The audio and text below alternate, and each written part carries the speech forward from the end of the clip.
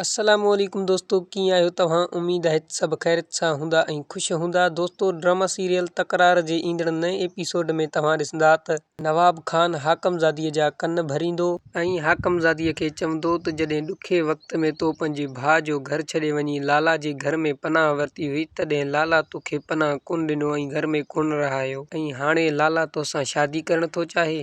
मीर नवाब खान जे मथां ज़ोर रखंदो त मूंखे हाकमज़ादी सां मिलाए त आउं हाकमज़ादी खां पुछा कयां त हू मूंसां निकाह करण लाइ राज़ी आहे या न। मूसा चवे थो त चाचा बहावल खान, मूंखे लॻे थो त शहमीर ऐं अदी हलीमा खे नवाब खान मारे छॾियो हूंदो, त पोइ असां हिन कमीणे खे कीअं ज़िंदा छॾियूं? सिजावल खान चवंदो त हा, मारींदासीं, हुनखे बि मारींदासीं, पर थोरो सबर कयो। थी सघे थो शहमीर ऐं अदी हलीमा खे नवाब खान अञा न मारियो हुजे। जॾहिं नवाब खान खे ख़बर पवंदो त मूसा मीर खे क़ैद कयो आहे, त नवाब खान कावड़ कंदो ऐं चवंदो त मूसा मुंहिंजे ज़िंदगीअ जो कंडो बणिजी वियो आहे।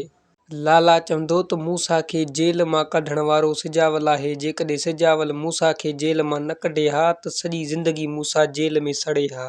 दोस्तों, अॼु जे लाइ बसि एतिरो। उम्मीद आहे त असांजो इहो अॼु जो नंढिड़ो वीडियो तव्हां दोस्तनि खे पसंदि आयो हूंदो। जेकॾहिं पसंदि आयो आहे त वीडियो खे लाइक करणु न विसारींदा ऐं अहिड़े क़िस्म जा वधीक वीडियोज़ ॾिसण लाइ असांजे चैनल MJ ऑफिशियल खे सब्सक्राइब करे बेल आइकन जे बटन खे ऑल ते सेट करे छॾींदा, छो त असां तव्हां दोस्तनि लाइ अहिड़े क़िस्म जा वीडियोज़ पंहिंजे चैनल ते हर रोज़ खणी ईंदा आहियूं। दोस्तों, मिलंदासीं तमामु जल्द हिकु नए वीडियो में। तेसिताईं माशाअल्लाह।